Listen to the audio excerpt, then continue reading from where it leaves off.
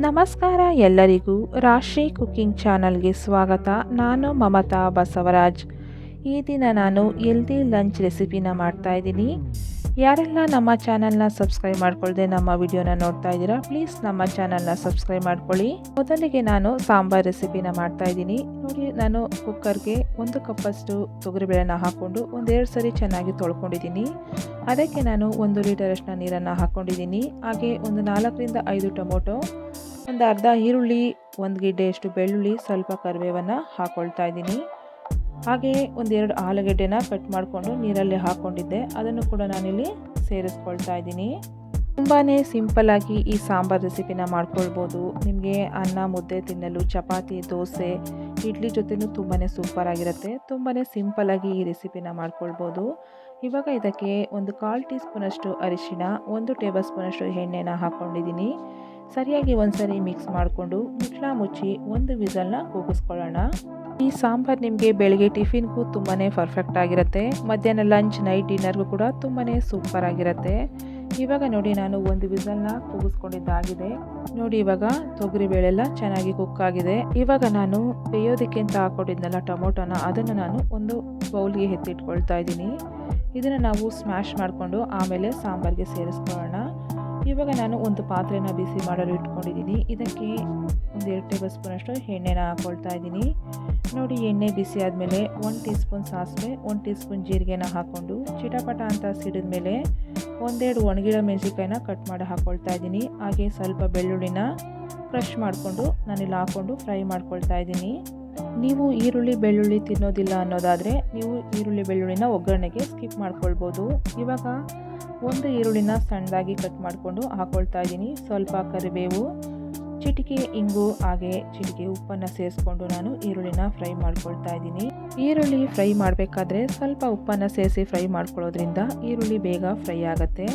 ಇವಾಗ ನೋಡಿ, ಈರುಳ್ಳಿ ಫ್ರೈ ಆದಮೇಲೆ ನಾನು ನುಗ್ಗೆಕಾಯಿ ಸಿಪ್ಪೆನ ತೆಗೆದು ಈ ರೀತಿ ಕಟ್ ಮಾಡ್ಕೊಂಡಿದ್ದೀನಿ. ಇದನ್ನು ನಾನಿಲ್ಲಿ ಸೇರಿಸ್ಕೊಂಡು 1-2 ನಿಮಿಷ ಫ್ರೈ ಮಾಡ್ಕೊಳ್ತಾ ಇದ್ದೀನಿ. ನಾನಿಲ್ಲಿ ಒಂದು 5 ನುಗ್ಗೆಕಾಯಿನ ತೊಗೊಂಡಿದ್ದೆ. ನಿಮಗೆ ಎಷ್ಟು ಬೇಕು ಅಷ್ಟು ಕ್ವಾಂಟಿಟಿಲಿ ನೀವು ನುಗ್ಗೆಕಾಯಿನ ಹಾಕ್ಕೊಳ್ಬೋದು. 1-2 ನಿಮಿಷ ಫ್ರೈ ಆದಮೇಲೆ ನಾನು ಟೊಮೊಟೊನ ಎತ್ತಿಟ್ಕೊಂಡಿದ್ನಲ್ಲ, ಅದನ್ನು ಸ್ಮ್ಯಾಶ್ ಮಾಡಿ ನಾನಿಲ್ಲಿ ಸೇರಿಸ್ಕೊಳ್ತಾ ಇದ್ದೀನಿ. ಹಾಗೆ 1-2 ಟೇಬಲ್ ಸ್ಪೂನಷ್ಟು ಬೇಳೆ ಸಾಂಬಾರು ಪುಡಿನ ಹಾಕ್ಕೊಳ್ತಾ ಇದ್ದೀನಿ. ನಾನು ಮನೇಲೇ ಮಾಡಿಟ್ಕೊಂಡಿರುವಂತಹ ಬೇಳೆ ಸಾಂಬಾರು ಪುಡಿನ ಹಾಕ್ಕೊಳ್ತಾ ಇದ್ದೀನಿ. ನೀವು ಮನೇಲಿ ಮಾಡಿರೋ ಬೇಳೆ ಸಾಂಬಾರು ಪುಡಿ ಇಲ್ಲ ಅನ್ನೋದಾದರೆ ನೀವು ಹೊರಗಡೆಯಿಂದ ತೊಗೊಂಡು ಬಂದು ನೀವು ಹಾಕ್ಕೊಳ್ಬೋದು. ಇವಾಗ ಇದಕ್ಕೆ ರುಚಿಗೆ ತಕ್ಕಷ್ಟು ಉಪ್ಪನ್ನು ಹಾಕ್ಕೊಂಡು ಸ್ವಲ್ಪ ಮಿಕ್ಸ್ ಮಾಡ್ಕೊಳ್ಳೋಣ. ಈ ರೀತಿ ಮಿಕ್ಸ್ ಮಾಡ್ಕೊಂಡ್ಮೇಲೆ ನಾವು ಕುಕ್ ಮಾಡ್ಕೊಂಡಿರುವಂತಹ ಬೇಳೆ ಮತ್ತು ನೀರನ್ನು ಸೇರಿಸ್ಕೊಳ್ತಾ ಇದ್ದೀನಿ. ಹಾಗೆ 1/4 ಕಪ್ಪಷ್ಟು ಹುಣಸೆಹಣ್ಣು ರಸನ ಹಾಕ್ಕೊಂಡು ಮಿಕ್ಸ್ ಮಾಡಿಕೊಂಡು ಉಪ್ಪು ಖಾರ ಸರಿ ಇದೆ ಅಂತ ಒಂದ್ಸರಿ ಚೆಕ್ ಮಾಡ್ಕೊಳ್ಳಿ. ನಿಮಗೆ ಸಾಂಬಾರು ಯಾವ ಕನ್ಸಿಸ್ಟೆನ್ಸಿ ಬೇಕು ಆ ಕನ್ಸಿಸ್ಟೆನ್ಸಿಗೆ ನೀರನ್ನು ಹಾಕ್ಕೊಂಡು ಅಡ್ಜಸ್ಟ್ ಮಾಡ್ಕೊಳ್ಬೋದು. ನಾನು ಈ ದಿನ ಈ ಕನ್ಸಿಸ್ಟೆನ್ಸಿಲಿ ಸಾಂಬಾರನ್ನ ಮಾಡ್ಕೊಳ್ತಾ ಇದ್ದೀನಿ. ಇವಾಗ ಮುಚ್ಚಿ ನುಗ್ಗೆಕಾಯಿ ಎಲ್ಲ ಸಾಫ್ಟಾಗಿ ಕುಕ್ ಆಗೋವರೆಗೂ ನಾವು ಕುಕ್ ಮಾಡ್ಕೊಳ್ಳೋಣ. ನುಗ್ಗೆಕಾಯಿನ ಹಾಕೊಂಡ್ಮೇಲೆ ನಾವು ಈ ರೀತಿ ಪಾತ್ರೆನೇ ಕುಕ್ ಮಾಡ್ಕೊಳ್ಬೇಕು. ಕುಕ್ಕರ್ಗೆ ಹಾಕಿ ಕೂಗಿಸ್ಕೊಳ್ಳೋದ್ರಿಂದ ನುಗ್ಗೆಕಾಯಿ ಎಲ್ಲ ಬೆಂದೋಗ್ಬಿಟ್ಟು ಎಲ್ಲ ಕಡ್ಡಿ ಥರ ಬಿಟ್ಕೊಳ್ಬಿಡುತ್ತೆ. ಅದಕ್ಕೋಸ್ಕರ ನಾವು ಈ ರೀತಿ ಪಾತ್ರೆನೇ ಚೆನ್ನಾಗಿ ಕುಕ್ ಮಾಡ್ಕೊಳ್ಬೇಕು.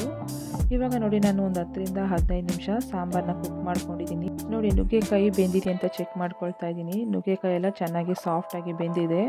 ಇವಾಗ ಫ್ಲೇಮ್ನ ಆಫ್ ಮಾಡಿಕೊಂಡು ಇದಕ್ಕೆ 1-2 ಟೇಬಲ್ ಸ್ಪೂನಷ್ಟು ಹಸಿ ತೆಂಗಿನಕಾಯಿ ತುರಿ, ಸ್ವಲ್ಪ ಕಟ್ ಮಾಡ್ಕೊಂಡಿರುವಂತಹ ಕೊತ್ತಂಬರಿ ಸೊಪ್ಪನ್ನು ಹಾಕ್ಕೊಂಡು ಜಸ್ಟ್ ಮಿಕ್ಸ್ ಮಾಡಿಕೊಂಡ್ರೆ ತುಂಬಾ ಪರ್ಫೆಕ್ಟ್ ಆಗಿರುವಂತಹ ಬೇಳೆ ನುಗ್ಗೆಕಾಯಿ ಸಾಂಬಾರು ರೆಡಿ ಆಗುತ್ತೆ. ಈ ಸಾಂಬಾರನ್ನ ನೀವು ಅನ್ನದ ಜೊತೆ, ಮುದ್ದೆ ಜೊತೆ, ಚಪಾತಿ, ದೋಸೆ, ಇಡ್ಲಿ ಜೊತೆ ಅಂತೂ ತುಂಬಾ ಸೂಪರ್ ಆಗಿರುತ್ತೆ. ನೀವು ಟಿಫಿನ್ಗೂ ಕೂಡ ಈ ಸಾಂಬಾರನ್ನ ಮಾಡ್ಕೊಳ್ಬೋದು. ಮಧ್ಯಾಹ್ನ ಲಂಚು, ಡಿನ್ನರ್ಗೂ ಕೂಡ ಸಾಂಬಾರನ್ನ ಮಾಡ್ಕೊಳ್ಬೋದು. ತುಂಬಾ ಸೂಪರ್ ಆಗಿರುತ್ತೆ. ಇವಾಗ ಸಾಂಬಾರು ರೆಡಿ ಆಯಿತು. ಇವಾಗ ನಾನು ರೈಸ್ನ ಮಾಡ್ಕೊಳ್ತಾ ಇದ್ದೀನಿ. ನಾನಿಲ್ಲಿ 1 ಬೌಲಷ್ಟು ಸೋನಾ ಮಸೂರಿ ಅಕ್ಕಿನ ತೊಗೊಂಡಿದ್ದೀನಿ. ಇದನ್ನು ನಾನು ಒಂದು ಕುಕ್ಕರ್ಗೆ ಹಾಕ್ಕೊಂಡು 2ರಿಂದ 3 ಸಲ ಚೆನ್ನಾಗಿ ತೊಳ್ಕೊಳ್ಳೋಣ. 1 ಕಪ್ ಅಕ್ಕಿಗೆ ನೀವು 2 ಕಪ್ಪಷ್ಟು ನೀರನ್ನು ಹಾಕ್ಕೊಂಡು ಒಂದು 10 ನಿಮಿಷ ಇಲ್ಲ ಟೈಮ್ ಇದ್ದರೆ ಒಂದು ಅರ್ಧ ಗಂಟೆ ನೆನೆಸಿ ಅನ್ನನ ಮಾಡಿಕೊಂಡ್ರೆ ತುಂಬಾ ಪರ್ಫೆಕ್ಟಾಗಿ ಉದುದ್ರಾಗಿ ಸಾಫ್ಟಾಗಿ ಚೆನ್ನಾಗಿ ಬರುತ್ತೆ. ನಾನಿಲ್ಲಿ 1 ಕಪ್ ಅಕ್ಕಿಗೆ 2 ಕಪ್ ನೀರನ್ನು ಸೇರಿಸ್ಕೊಂಡಿದ್ದೀನಿ. ಹಾಗೆ ಸ್ವಲ್ಪ ಉಪ್ಪನ್ನು ಹಾಕ್ಕೊಂಡು ಮಿಕ್ಸ್ ಮಾಡಿಕೊಂಡು ಅರ್ಧ ಗಂಟೆ ನಾನು ನೆನೆಸ್ಕೊಳ್ತಾ ಇದ್ದೀನಿ. ಬ್ಯಾಚುಲರ್ಸು, ಬಿಗಿನರ್ಸು ರೈಸ್ ಪರ್ಫೆಕ್ಟಾಗಿ ಮಾಡ್ಕೊಳ್ಳೋಕೆ ಬರೋದಿಲ್ಲ ಅನ್ನೋರು ನೀವು ಈ ರೀತಿ ಮಾಡ್ಕೊಳ್ಬೋದು. ಸ್ವಲ್ಪ ಸಮಯ ಅಕ್ಕಿನ ನೆನೆಸಿ ಅನ್ನನ ಮಾಡ್ಕೊಳ್ಳೋದ್ರಿಂದ ಅನ್ನ ತುಂಬಾ ಚೆನ್ನಾಗಿ ಬರುತ್ತೆ. ನೋಡಿ ಇವಾಗ ನಾನು ಒಂದು 2 ವಿಸಲ್ ಕೂಗಿಸ್ಕೊಂಡಿದ್ದೀನಿ. ನಿಮ್ಗೆ ತೋರಿಸ್ತಾ ಇದ್ದೀನಿ ನೋಡಿ ಅನ್ನ ಎಷ್ಟು ಚೆನ್ನಾಗಿ ಎಷ್ಟು ಸಾಫ್ಟಾಗಿ ಉದುದ್ರಾಗಿ ಬಂದಿದೆ ಅಂತ. ನೀವು ಟಿಫಿನ್ಗಾಗ್ಬೋದು ಇಲ್ಲ ಮಧ್ಯಾಹ್ನ ಊಟಕ್ಕೆ ನೀವು ಈ ರೀತಿ ಪರ್ಫೆಕ್ಟಾಗಿ ರೈಸ್ನ ಮಾಡ್ಕೊಳ್ಬೋದು. ಇವಾಗ ನೋಡಿ ರೈಸು ಕೂಡ ರೆಡಿಯಾಗಿದೆ. ಇವಾಗ ನಾನು ಚಪಾತಿನ ಮಾಡ್ಕೊಳ್ತಾ ಇದ್ದೀನಿ. ತುಂಬಾ ಸಾಫ್ಟಾಗಿ ಪರ್ಫೆಕ್ಟಾಗಿ ಚಪಾತಿನ ಮಾಡ್ಕೊಳ್ಳೋದು ಹೇಗೆ ಅಂತ ತೋರಿಸ್ತಾ ಇದ್ದೀನಿ ನೋಡಿ. ಒಂದು ಪಾತ್ರೆಗೆ 2 ಬೌಲಷ್ಟು ಗೋಧಿ ಹಿಟ್ಟನ್ನು ಹಾಕ್ಕೊಳ್ತಾ ಇದ್ದೀನಿ. ಹಾಗೆ ರುಚಿಗೆ ತಕ್ಕಷ್ಟು ಉಪ್ಪು, 1 ಟೇಬಲ್ ಸ್ಪೂನಷ್ಟು ಸಕ್ಕರೆನ ಹಾಕ್ಕೊಳ್ತಾ ಇದ್ದೀನಿ. ನಾವು ಚಪಾತಿ ಕಲಿಸುವಾಗ ಸಕ್ಕರೆನ ಹಾಕ್ಕೊಂಡ್ರೆ ಚಪಾತಿ ತುಂಬಾ ಸಾಫ್ಟಾಗಿ ತುಂಬಾ ಚೆನ್ನಾಗಿ ಬರುತ್ತೆ. ಇವಾಗ ಒಂದು 2 ಟೇಬಲ್ ಸ್ಪೂನಷ್ಟು ಎಣ್ಣೆನ ಹಾಕ್ಕೊಂಡು ಹಿಟ್ಟನ್ನು ನಾವು ಮೊದಲು ಸರಿಯಾಗಿ ಈ ರೀತಿ ಮಿಕ್ಸ್ ಮಾಡ್ಕೊಳ್ಳೋಣ. ಈ ರೀತಿ ಮಾಡೋದ್ರಿಂದ ನಿಮಗೆ ಚಪಾತಿ ತುಂಬಾ ಸಾಫ್ಟಾಗಿ ಚೆನ್ನಾಗಿ ಬರುತ್ತೆ. ಎಣ್ಣೆ ಇದೆಲ್ಲ ಹಿಟ್ಟು ಜೊತೆ ಚೆನ್ನಾಗಿ ಮಿಕ್ಸ್ ಆಗಬೇಕು. ಅಲ್ಲಿವರೆಗೂ ನಾವು ಚಪಾತಿ ಹಿಟ್ಟನ್ನ ಈ ರೀತಿ ಚೆನ್ನಾಗಿ ಮಿಕ್ಸ್ ಮಾಡ್ಕೊಳ್ಳೋಣ. ನೋಡಿ ಇವಾಗ ಈ ರೀತಿ ಮಿಕ್ಸ್ ಮಾಡ್ಕೊಂಡಾದಮೇಲೆ ಇದಕ್ಕೆ ನಾನು ಅರ್ಧ ಕಪ್ಪಷ್ಟು ಮೊಸರನ್ನ ಹಾಕ್ಕೊಳ್ತಾ ಇದ್ದೀನಿ. ನೀವು ಮೊಸರನ್ನ ಹಾಕ್ಕೊಳ್ಳೋದ್ರಿಂದ ಚಪಾತಿ ತುಂಬಾ ಸಾಫ್ಟಾಗಿ ಚೆನ್ನಾಗಿ ಬರುತ್ತೆ. ಹಾಗೆ 2 ಕಪ್ ಹಿಟ್ಟಿಗೆ 1/4 ಕಪ್ಪಷ್ಟು ನೀರು ಬೇಕಾಗತ್ತೆ.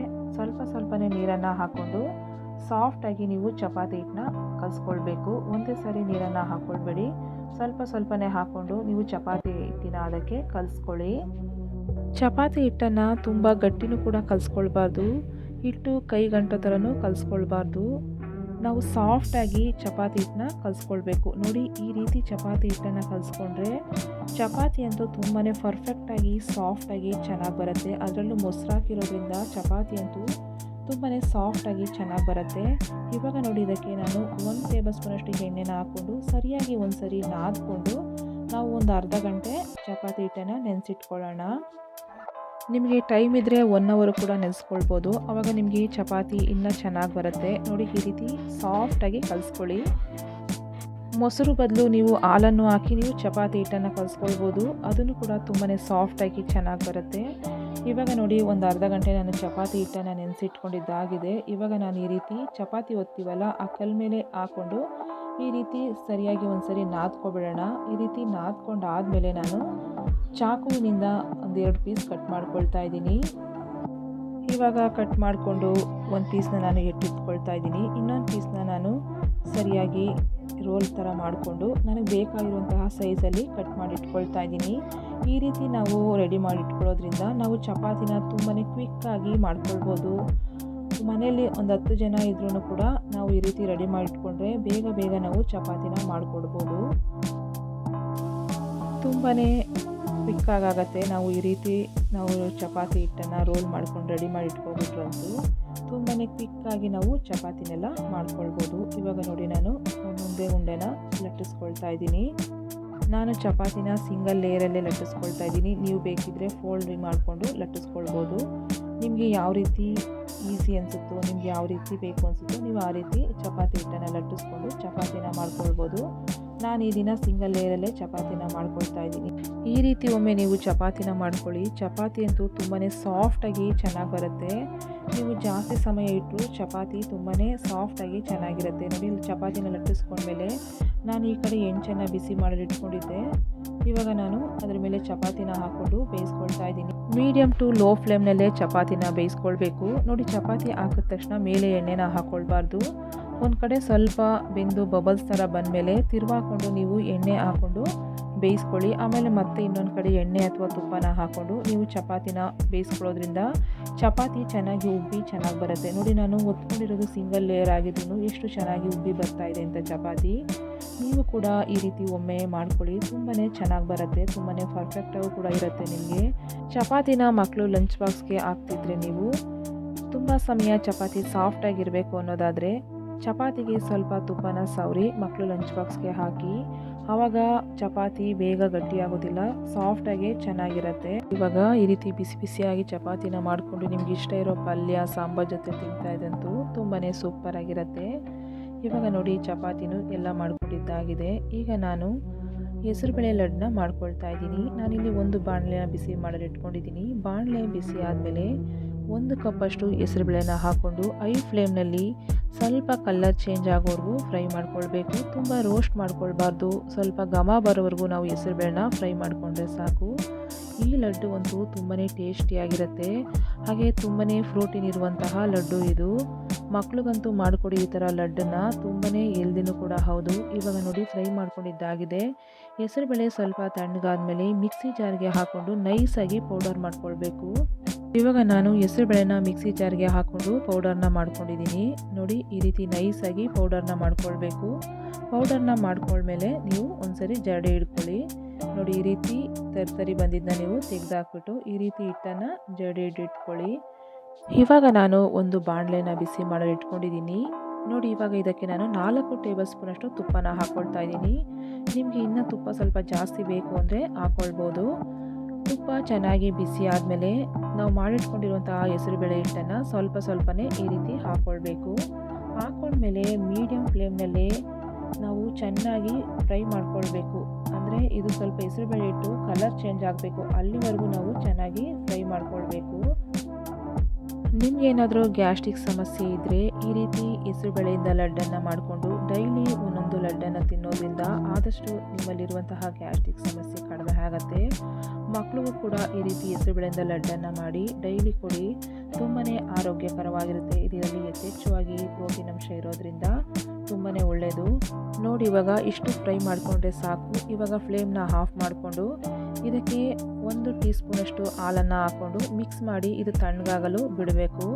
ಹಾಲನ್ನು ಹಾಕೋದ್ರಿಂದ ನಾವು ಲಡ್ಡುನ ತಿನ್ನಬೇಕಾದ್ರೆ ನಮಗೆ ಬಾಯಿಗೆ ಅಂಟೋದಿಲ್ಲ.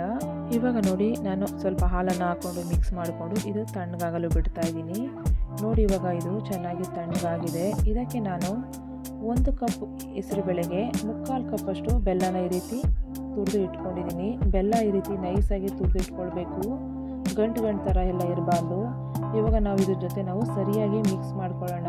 ಹೆಸರುಬೇಳೆ ಹಿಟ್ಟು ಮತ್ತು ಬೆಲ್ಲದ ಜೊತೆ ಸರಿಯಾಗಿ ಹೊಂದ್ಕೊಳ್ಬೇಕು. ಅಲ್ಲಿವರೆಗೂ ಚೆನ್ನಾಗಿ ಮಿಕ್ಸ್ ಮಾಡ್ಕೊಳ್ಬೇಕು. ನೋಡಿ ಇವಾಗ ಹಿಟ್ಟು ಎಷ್ಟು ತುಪ್ಪ ಥರ ಕಾಣಿಸ್ತಾ ಇದೆ. ನಾವು ಬೆಲ್ಲದ ಜೊತೆ ಮಿಕ್ಸ್ ಮಾಡ್ಕೊಂಡಾದ್ಮೇಲೆ ಹಿಟ್ಟು ತುಂಬ ಡ್ರೈ ಥರ ಆಗಿಬಿಟ್ಟಿರುತ್ತೆ. ಅಷ್ಟು ಚೆನ್ನಾಗಿ ಹೊಂದ್ಕೊಳ್ಳೋವರೆಗೂ ನಾವು ಮಿಕ್ಸ್ ಮಾಡ್ಕೊಳ್ಬೇಕು.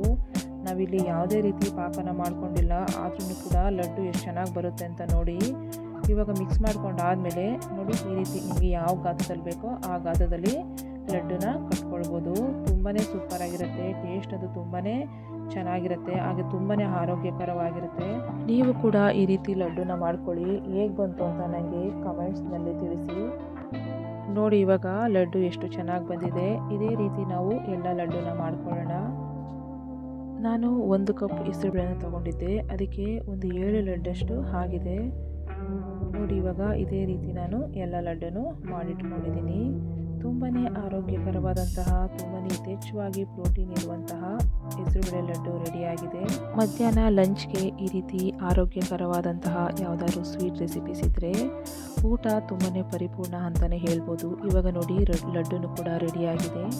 ನಾನಿವಾಗ ಬೀಟ್ರೂಟ್ ಪಲ್ಯನ ರೆಡಿ ಮಾಡ್ಕೊಳ್ತಾ ಇದ್ದೀನಿ. ಒಂದು ಬಾಣಲೆನ ಬಿಸಿ ಮಾಡಲು ಇಟ್ಕೊಂಡಿದ್ದೀನಿ.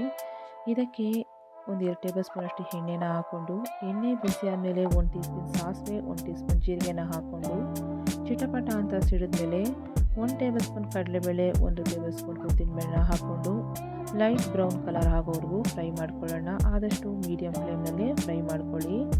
ಜಾಸ್ತಿ ರೋಸ್ಟ್ ಮಾಡ್ಕೊಳ್ಳೋದೇನು ಬೇಡ. ಇವಾಗ ಇದಕ್ಕೆ ಒಂದು 5 ರಿಂದ 6 ಹಸಿಮೆಣಸಿಕಾಯಿನ ಕಟ್ ಮಾಡಿ ಹಾಕ್ಕೊಂಡು ಫ್ರೈ ಮಾಡ್ಕೊಳ್ತಾ ಇದ್ದೀನಿ. ಈ ರೀತಿ ಫ್ರೈ ಮಾಡ್ಕೊಂಡು ಆದಮೇಲೆ ಒಂದು 2 ಈರುಳ್ಳಿನ ಸಣ್ಣದಾಗಿ ಕಟ್ ಮಾಡ್ಕೊಂಡು ಹಾಕ್ಕೊಂಡಿದ್ದೀನಿ. ಹಾಗೆ ಸ್ವಲ್ಪ ಕರಿಬೇವು, ಸ್ವಲ್ಪ ಇಂಗು, ಸ್ವಲ್ಪ ಉಪ್ಪನ್ನು ಸೇರಿಸ್ಕೊಂಡು ನಾನು ಈರುಳ್ಳಿನ ಚೆನ್ನಾಗಿ ಫ್ರೈ ಮಾಡ್ಕೊಳ್ತಾ ಇದ್ದೀನಿ. ಮಧ್ಯಾಹ್ನ ಲಂಚ್ಗೆ ತುಂಬಾ ಕ್ವಿಕ್ಕಾಗಿ ಸಿಂಪಲ್ಲಾಗಿ ಈ ರೀತಿ ಪಲ್ಯ ರೆಸಿಪಿನ ಮಾಡ್ಕೊಳ್ಬೋದು. ನಿಮಗೆ ಚಪಾತಿಗೂ ಕೂಡ ತುಂಬಾ ಚೆನ್ನಾಗಿರುತ್ತೆ. ಇಲ್ಲ ಮಧ್ಯಾಹ್ನ ಲಂಚ್ಗೆ ನೀವು ಸೈಡ್ ಡಿಶ್ ಬೇಕು ಅಂದರೆ ಈ ರೀತಿ ಪಲ್ಯ ರೆಸಿಪಿನ ಮಾಡ್ಕೊಳ್ಬೋದು. ತುಂಬಾ ಕ್ವಿಕ್ಕಾಗಿ ಸಿಂಪಲ್ಲಾಗಿ ಮಾಡ್ಕೊಳ್ಳುವಂತಹ ಪಲ್ಯ ರೆಸಿಪಿ ಇದು. ಇವಾಗ ನಾನು 1 ಬೌಲಷ್ಟು ಬೀಟ್ರೂಟ್ನ ಸಣ್ಣದಾಗಿ ಕಟ್ ಮಾಡಿಕೊಂಡು ಹಾಕ್ಕೊಂಡು ಸ್ವಲ್ಪ ಸಮಯ ಫ್ರೈ ಮಾಡ್ಕೊಳ್ತಾ ಇದ್ದೀನಿ. ನೋಡಿ ಸ್ವಲ್ಪ ಕಲರ್ ಚೇಂಜ್ ಆಗೋವರೆಗೂ ಫ್ರೈ ಮಾಡಿಕೊಂಡ್ರೆ ಸಾಕು. ನೀವು ತುರಿದು ಕೂಡ ಹಾಕಿ ಬೀಟ್ರೂಟ್ ಪಲ್ಯನ ಮಾಡ್ಕೊಳ್ಬೋದು. ಅದನ್ನು ಕೂಡ ತುಂಬಾ ಚೆನ್ನಾಗಿರುತ್ತೆ. ಇವಾಗ ನಾನು ಇದಕ್ಕೆ 1 ಕಪ್ಪಷ್ಟು ನೀರನ್ನು ಹಾಕ್ಕೊಳ್ತಾ ಇದ್ದೀನಿ. ರುಚಿಗೆ ತಕ್ಕಷ್ಟು ಉಪ್ಪನ್ನು ಹಾಕ್ಕೊಂಡು ಸರಿಯಾಗಿ ಒಂದ್ಸರಿ ಮಿಕ್ಸ್ ಮಾಡಿಕೊಂಡು ಮುಚ್ಚಳ ಮುಚ್ಚಿ ಬೀಟ್ರೂಟು ಸಾಫ್ಟ್ ಆಗೋವರೆಗೂ ಕುಕ್ ಮಾಡ್ಕೊಳ್ಳೋಣ. ಅಂದರೆ ಒಂದು 5ರಿಂದ 6 ನಿಮಿಷ ಕುಕ್ ಮಾಡಿಕೊಂಡ್ರೆ ಸಾಕು, ಬೀಟ್ರೂಟು ಸಾಫ್ಟಾಗಿ ಕುಕ್ ಆಗುತ್ತೆ. ಇವಾಗ ನೋಡಿ ನಾನು ಕುಕ್ ಮಾಡ್ಕೊಂಡಿದ್ದಾಗಿದೆ. ನೀವು ಬೀಟ್ರೂಟ್ನ ಕೈಯಲ್ಲಿ ಪ್ರೆಸ್ ಮಾಡಿದಾಗ ಇಲ್ಲ ಸ್ಪೂನಲ್ಲಿ ತೊಗೊಂಡು ಕಟ್ ಮಾಡಿದಾಗ ಈಸಿಯಾಗಿ ಕಟ್ ಆದರೆ ಬೀಟ್ರೂಟು ಸಾಫ್ಟಾಗಿ ಕುಕ್ ಆಗಿರುತ್ತೆ. ಇಲ್ಲ ಅಂದರೆ ಇನ್ನೊಂದು ಸ್ವಲ್ಪ ನೀರನ್ನು ಹಾಕ್ಕೊಂಡು ನೀವು ಬೀಟ್ರೂಟ್ನ ಕುಕ್ ಮಾಡ್ಕೊಳ್ಬೋದು. ಇವಾಗ ನೋಡಿ ಬೀಟ್ರೂಟು ಚೆನ್ನಾಗಿ ಕುಕ್ ಆಗಿದೆ. ಇದಕ್ಕೆ ನಾನು ಒಂದು 2ರಿಂದ 3 ಟೇಬಲ್ ಸ್ಪೂನಷ್ಟು ಹಸಿ ತೆಂಗಿನಕಾಯಿ ತುರಿ, ಸ್ವಲ್ಪ ಕಟ್ ಮಾಡ್ಕೊಂಡಿರುವಂತಹ ಕೊತ್ತಂಬರಿ ಸೊಪ್ಪನ್ನು ಹಾಕ್ಕೊಂಡು ಮಿಕ್ಸ್ ಮಾಡಿಕೊಂಡು ಫ್ಲೇಮ್ನ ಆಫ್ ಮಾಡಿಕೊಂಡ್ರೆ ತುಂಬಾ ಪರ್ಫೆಕ್ಟ್ ಆಗಿರುವಂತಹ ಬೀಟ್ರೂಟ್ ಪಲ್ಯ ರೆಡಿ ಆಗುತ್ತೆ. ನೋಡಿ ಇವಾಗ ಬೀಟ್ರೂಟ್ ಪಲ್ಯನೂ ಕೂಡ ರೆಡಿಯಾಗಿದೆ. ಇವಾಗ ನಾನು ಸರ್ವ್ ಮಾಡ್ಕೊಳ್ತಾ ಇದ್ದೀನಿ. ಇವತ್ತಿನ ನಮ್ಮ ಲಂಚ್ ರೆಸಿಪ್ಸ್ ನಿಮಗೆ ಇಷ್ಟ ಆಗಿದ್ರೆ ಒಮ್ಮೆ ಟ್ರೈ ಮಾಡಿ ಹೇಗಿತ್ತು ಅಂತ ನನಗೆ ಕಾಮೆಂಟ್ಸ್ ಬಾಕ್ಸ್ನಲ್ಲಿ ತಿಳಿಸಿ. ನಮ್ಮ ವಿಡಿಯೋಗೆ ಒಂದು ಲೈಕ್ ಕೊಡಿ, ಶೇರ್ ಮಾಡಿ, ಸಬ್ಸ್ಕ್ರೈಬ್ ಮಾಡ್ಕೊಳ್ಳಿ. ಹಾಗೆ ಬೆಲ್ ಬಟನ್ನ ಕ್ಲಿಕ್ ಮಾಡಿ. ನಾನು ಇನ್ನೊಂದು ಲಂಚ್ ರೆಸಿಪ್ಸ್ ವಿಡಿಯೋನ ಅಪ್ಲೋಡ್ ಮಾಡಿದ್ದೀನಿ. ಡಿಸ್ಕ್ರಿಪ್ಷನಲ್ಲಿ ಲಿಂಕನ್ನು ಕೊಟ್ಟಿರ್ತೀನಿ, ನೀವು ಅಲ್ಲೋಗಿ ಚೆಕ್ ಮಾಡ್ಬೋದು. ಇದೇ ರೀತಿ ನಿಮಗೆ ಯಾವುದಾದ್ರೂ ರೆಸಿಪೀಸ್ ಏನಾದರೂ ಬೇಕಿದ್ದರೆ ನನಗೆ ಕಮೆಂಟ್ಸ್ ಬಾಕ್ಸ್ನಲ್ಲಿ ತಿಳಿಸಿ. ಆದಷ್ಟು ಬೇಗ ಅಪ್ಲೋಡ್ ಮಾಡ್ತೀನಿ. ಮತ್ತೆ ಇನ್ನೊಂದು ರೆಸಿಪಿ ಜೊತೆ ಬರ್ತೀನಿ. Thank you.